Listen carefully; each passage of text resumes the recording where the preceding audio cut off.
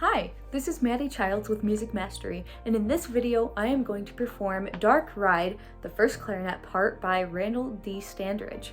After I play through this piece, I will provide a tutorial on how to master this part so that you are ready for your next rehearsal. Here we go!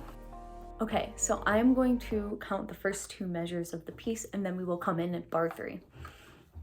1, 2, 3, 4, 1, 2, ready. Ready.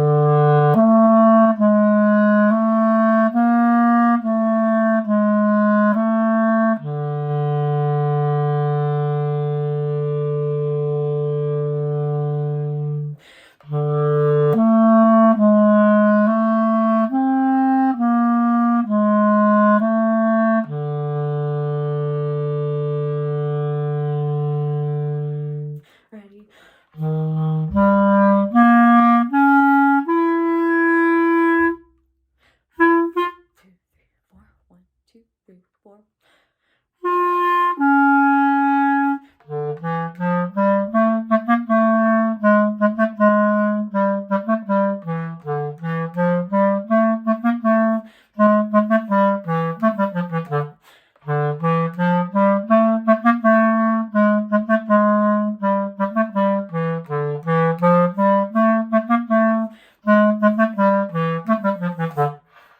Okay, and now we are going to skip to the bar before bar 34. So I will give one measure of counting and then we're in. 1, 2, ready.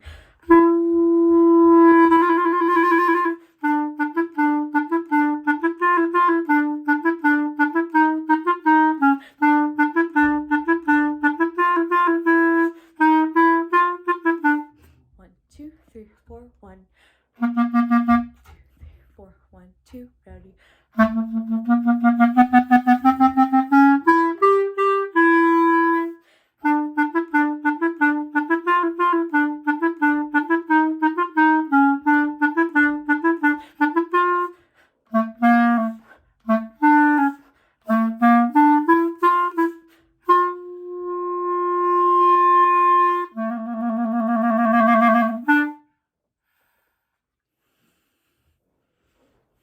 I hope that performance was helpful to you. Here, let's go through the piece phrase by phrase, and I'll provide some tips and tricks to make sure that you know how to practice all the elements of this piece.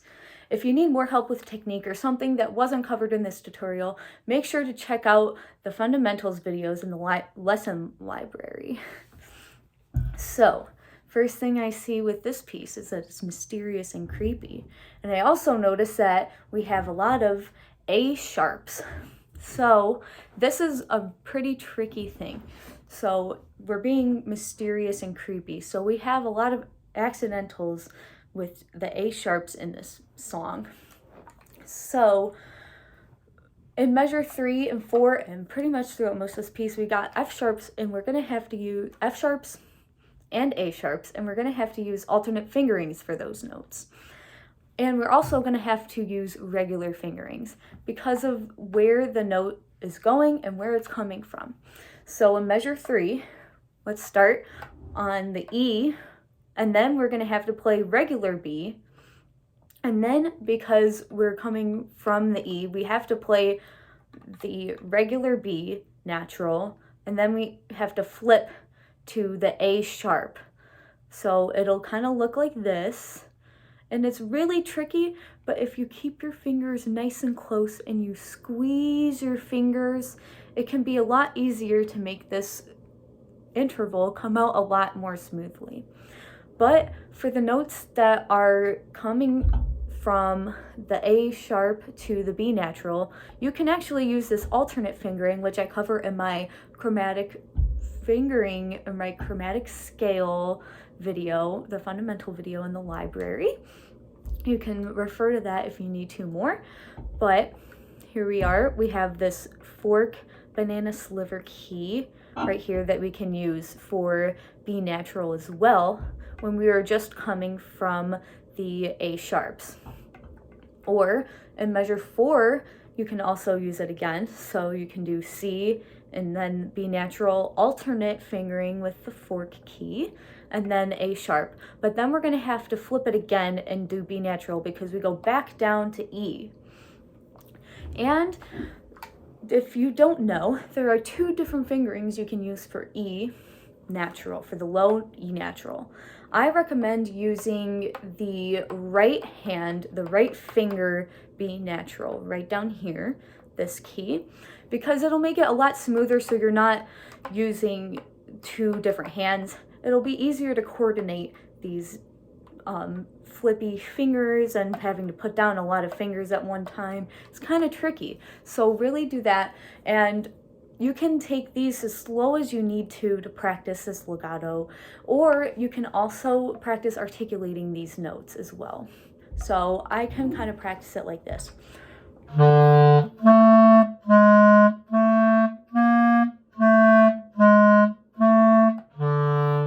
So there I was just moving my fingers before I articulated and played the notes to make sure my fingers really know where they're going and to help me really focus on my finger placement with that. So then we move into this fast and exciting part. So it's really quick. So make sure that with these rests that we're really counting and we're keeping up our energy. We don't want to kind of sit down and be back and lazy while we're counting these rests. It's a fast piece, it's short, but you want to keep your energy, so you count 1, 2, 3, 4, 2, 2, 3, 4. Just really be into it, be excited to go on this dark ride. So then at 19, we have a tricky melody here. So I recommend slow practice for this section, and you can also practice it slurred. We're going to use more of this alternate fingering in measure 21 and measure 20 and through this section, because we have more of, it would have to be more flipping, and we don't want to have to do this finger flip if we don't have to. So I definitely recommend using this fork fingering, and then just practicing it all slurred. We're just going to go through this one time slowly and slurred just for practice purposes to make sure that our fingers really know where we're going and to really focus in on what we're doing. So then we can play it slowly, and then we can speed up the tempo to faster, so then it'll be easier once we play it in band and for our concert when you play it all together. So let's do it nice and slow, all slurred, so no tonguing, no articulations. 1, 2, measure 19.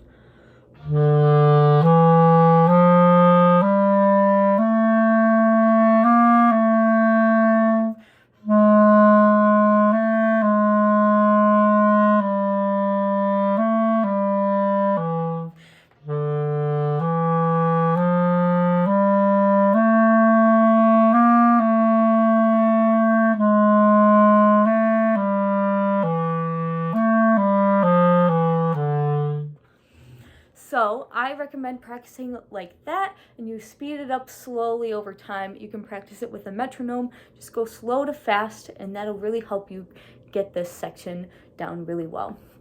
And measure 24 and 25 and 20 and 21, you can decide which fingerings you want to use for this B natural. So remember that you have this sliver key or you have the regular B. Measure 25 is a little bit more tricky. I recommend, it kind of depends on what you feel more comfortable doing. If you want to use the fork, going to the A natural, or you can flip. It might be easier for you to flip your notes. And then in 36, we want to make sure we keep up that energy. So make sure you are articulating these staccato notes very short. So to get a staccato short articulation, you're going to go dit, dit, dit, dit, dit, dit, dit, dit, dit, dit, dit. So you say dit like that, and you bring your tongue back to the reed, and that'll make it nice and short. But make sure you're holding out these tenuto notes as well. So you want them to be full value. So it'll sound like this. So make sure you're doing the proper articulations for the rest of the thing, for the rest of the piece. Additionally, we have some F sharps in measure 42 going to an E sharp. So make sure for the E sharp, we're using the alternate fingering for that as well. So we're not doing a flip like this again. So you're going to want to use your thumb and these bottom two side keys to go back and forth through those notes. And I also cover that in my chromatic scale video as well. So if you need more help with that, please refer to that fundamentals video. And then last thing I want to mention in this video is to watch out for the dynamics. There's a lot of forte piano, so make sure you get really, really, really soft after you play the forte on those notes. Just get super soft. You want to grow to a really loud dynamic, and then it'll make it a lot more dramatic and so much more exciting for the listener.